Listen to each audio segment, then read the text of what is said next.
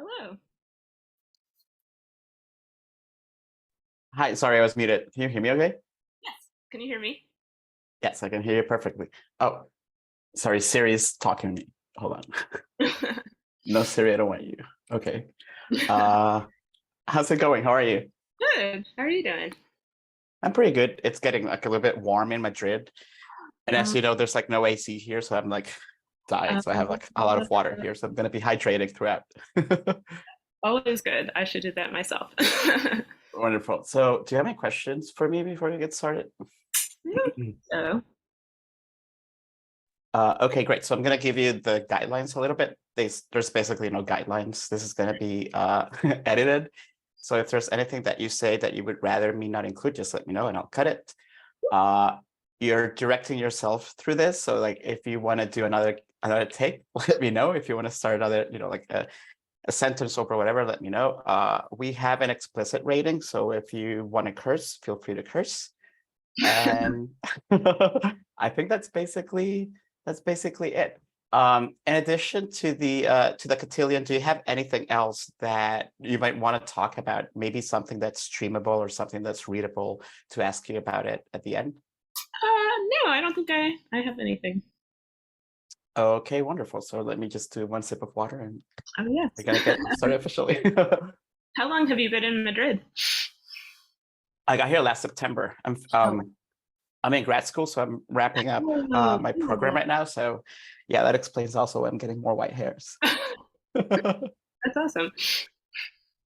Okay, wonderful. So, um, okay, let's do this. Colette, Robert, welcome to Token Theater Friends. It's a pleasure talking to you today. Can you let us know what the cotillion is about and what led you to want to write it and tell the story right now? Yeah, the Cotillion is basically a Black debutante ball in real time in a big American city. Um, and the long title is The Harriet Holland Social Club presents the 84th annual Starburst Cotillion in the Grand Ballroom of the Renaissance Hotel. um, I love a long title. And I've been working on it for 9 years. I got the idea in 2014. I had a finance day job at the time, and one of my coworkers was talking about um, how big debutante balls were where he grew up in St. Louis. And I remember it like jarred my memory of some of my elementary and high school friends who were Black debuting in Los Angeles. And I just was like, I want to see a bunch of Black girls in white dresses. And I was like, because that's a play. And I did a lot of research and read a lot of books and interviewed my friends and some acquaintances about their experiences as a debutante. And then I applied for some residencies, and in one of them, the whole time I thought I would find a playwright to work with me on it as like a true collaboration partnership. And I got into a residency, and I had like 2 weeks over like the holidays, Christmas, New Year's. I had to bring in a scene like in early January, and I hadn't found a playwright, so I just thought I would. Um, I was like, oh no, what am I going to do now? But I was like, I see the play, I see this one scene, so I'm going to write that and see how it goes. And I did that, and then it went okay. So I was like, well, I'll do it again next month for the next meeting. And that's just how I wrote the play, like a scene at a time. Can you talk a little bit about how, because that's really fascinating, because I know your work as a director. I've seen many of the plays that you have directed. Can you talk a little bit about what you just said right now about seeing a scene and writing it? Is that kind of how your direction works as well? When you get a script, you have to sit with each scene and then visualize it first in order to get a flavor of what the play is and what your vision is going to be. Actually, strangely, it's kind of the opposite. when I when I direct a play that I haven't written, which is most of the time, I don't see much until I hear it with actors. So I just sort of enter into every process with like a giant like thought bubble over my head with a question mark in it. And I'm like, I don't understand this, or like, what's this about, or what is this relationship? And then through talking, sometimes with the playwright and with definitely with the actors, like then things start to become clearer, if that makes sense. But it's yeah, I don't see much of anything when I start directing a play that I have not written. So was it out of the question for you to direct the cotillion as well? Like, did you have to keep those two hats, so to speak, separate? Yeah, it's been a wild ride. um, because I actually my choreographer Nikki Douglas, sort of 2 weeks in, was like, "How would you direct this if you weren't the writer?" And it sort of like blew up my mind, and has sort of shifted how I'm directing it because now I'm starting to have more. We just started tech yesterday, but it's helped me like sort of get back that curiosity that I normally have when I don't, because I know the play so well because I wrote the whole thing, um, except for the lyrics and music. But yeah, I'm starting to like have that sort of question mark again, which I think is really helpful in writing it to like sort of separate the writer from the director.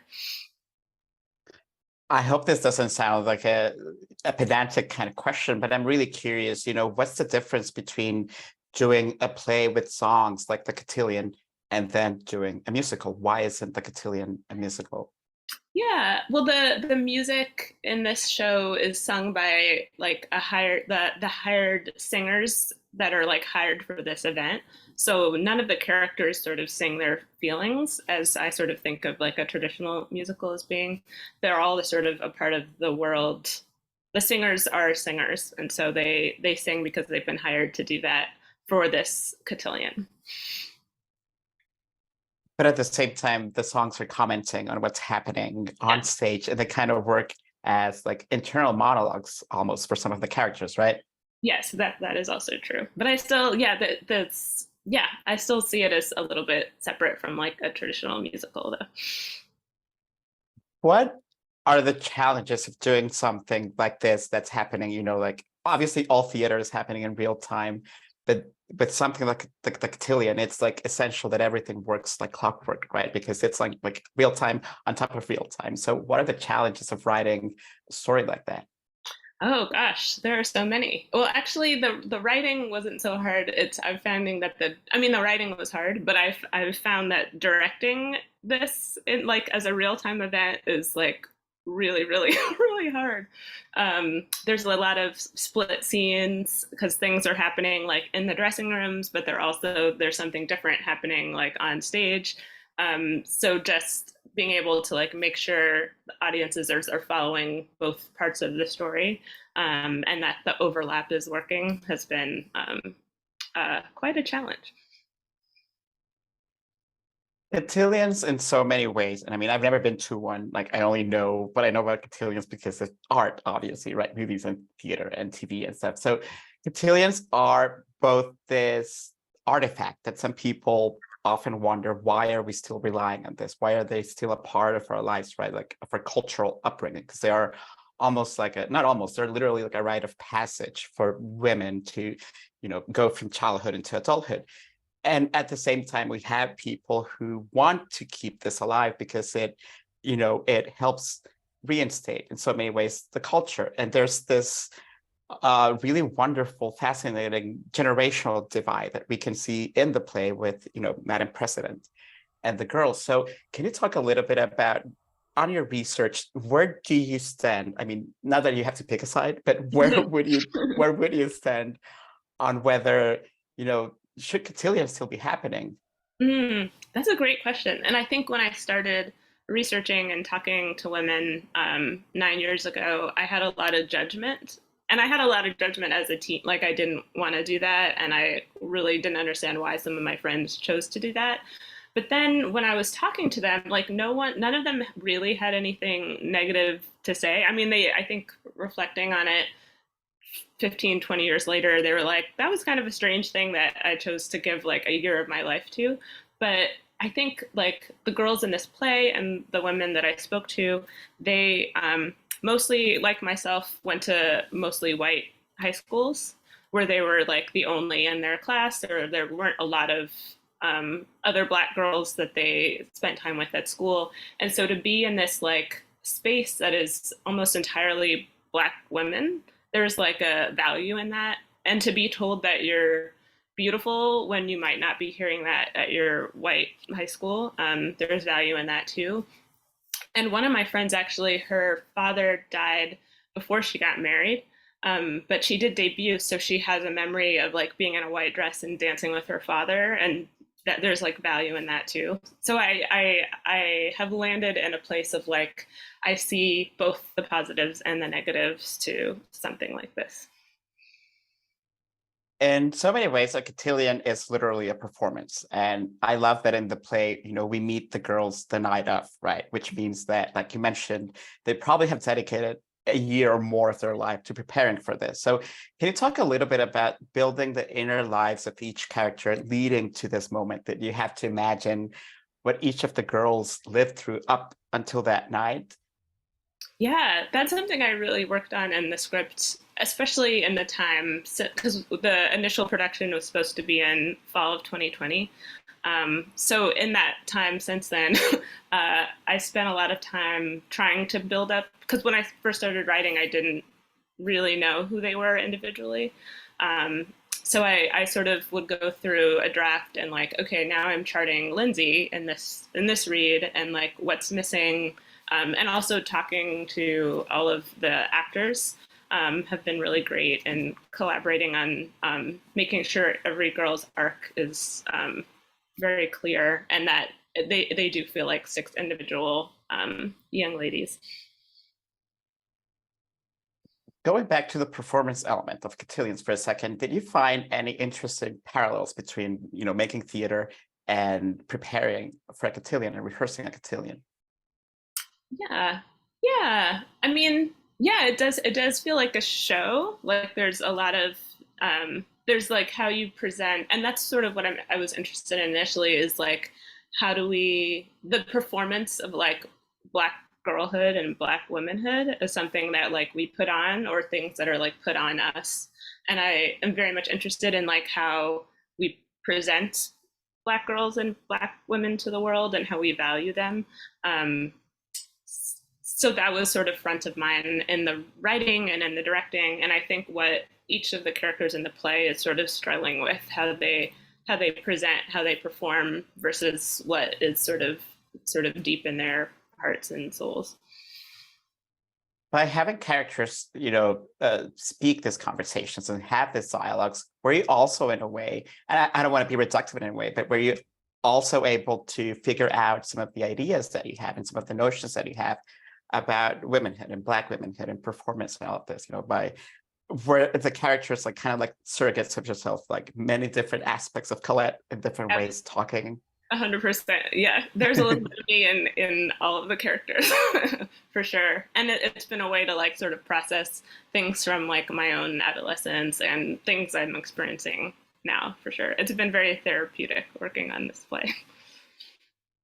I love hearing that. Like, I mean, like obviously you probably can't pick any favorites, but was there a character that maybe took you the and I'm asking this already wondering if it's Madam President. Was there a character in particular that you had a tougher time cracking, so to speak, or that you had to sit with the longest to understand where they were coming from? Yeah, Madam President is really tough. I mean, there's definitely parts of myself and how I grew up in her.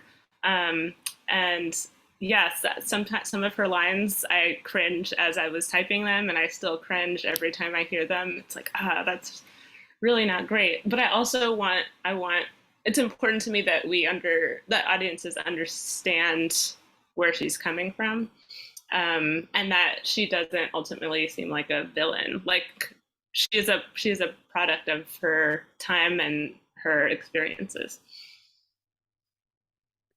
Going back to your childhood and like way before you were supposed to even like make your debut in society, what made you want to become an artist? What made you want to be a director in theater? What made you want to be a part of like what was happening on stage? Yeah, I mean, I was always interested in art. I would say my parents, when I was like 3 and 4 took me to classes at LACMA, the LA County Museum of Art. So my sort of first love of an art form was visual art. And I also always loved to read, and I love storytelling in almost every form. And when I was 15, I took a class at my high school. It was like a scene study class, and everyone had to direct and act at some point over the semester. And my teacher described, I didn't really even know what a director did. And something, and I don't remember what he said, but he said something that was like, oh, that sounds like kind of cool. I was like, I'll volunteer to direct first. And it just clicked. Like it was the like visual element of like composing bodies in space, and then the like sort of text analysis that I got from loving English classes and reading. That I was like, this is great. And I'm kind of like a shy, quiet person naturally, and so it sort of pushed me to talk more and engage more with humans, because I could very easily be in a room and just like read or draw. So yeah, it just clicked, and my teachers, I think, recognized that something was happening with me and told my parents, and my parents were like, oh, okay, surprising, but great. And I just haven't stopped. Why do you think they found it surprising? Because I am really quiet, and yeah, they were just like, because I think they thought I would be like work for Disney as like an animator or something, because that's very much what I wanted to do. And so they were like, directing theater, interesting, but great. And they have been so supportive. That's really fascinating, because like now I'm thinking about like so many documentaries that I've watched about the creation of those classic Disney animated movies, and it is building worlds, it is building theater in so many ways, right? It's like deciding tableaus, and then people have to move in them. Yeah, definitely. How would you describe, and I know this is probably like a tricky question for you being the artist, yourself, like how would you describe Colette as a director and Colette as a writer? I think Colette as a director is very well, let me start as Colette as a writer. Colette as a writer is very bold, I think, and doesn't really have limitations, and just sort of like, and loves theatricality. And I think Colette as a director stays pretty open to and tries to step away, like leave space for all of I don't know why I'm speaking of myself in the third person, but I make space for all of my collaborators to sort of be brilliant. So I'm like a little, I would say, removed at first. Like I just sort of want to like fill the space with the ideas of everyone, and then it's like sort of picking bits of everyone's ideas to make it interesting. If that, I don't know if that makes sense, but I feel like that's what I do as a director. Since you mentioned collaborators, can you talk a little bit about putting the team together for something like Cotillion? Because like obviously it must be incredibly fun to, yeah. Yeah, it's so fun. Well, I'll start with Dion McLean-Freeney, because she is the composer, lyricist, and music director. And I started working with her very early in the like before the play was done. I think I maybe had like 20 to 30 pages of it. And we connected, and she just sort of got the world and has a really large breadth of musical styles, and has like a wicked sense of humor. And I felt like we just got along, and I think she's a genius. So she's been like so important to the process and the making of the Cotillion. And then Nikki Douglas is the choreographer, and she similarly is so funny, and also was like adjacent to the world as when she was growing up. And about a year ago we had a week together, as well as the associate choreographer Niall Harris, sort of building a vocabulary and digging into all of the stage directions that describe all of the dance. And she like really, both of them really sort of like questioned, like, what do you mean when you say this, and what's the vibe that you're going for with this. And we just looked at a lot of videos together, And that really helped this process this year of putting up the show, because we already sort of were so clear with each other on what each dance meant. And then the actors are brilliant, and some of them have been with the show since the very beginning, since the very first reading. And I think we all were trying to sort of approach this process as like it's our first time meeting these characters.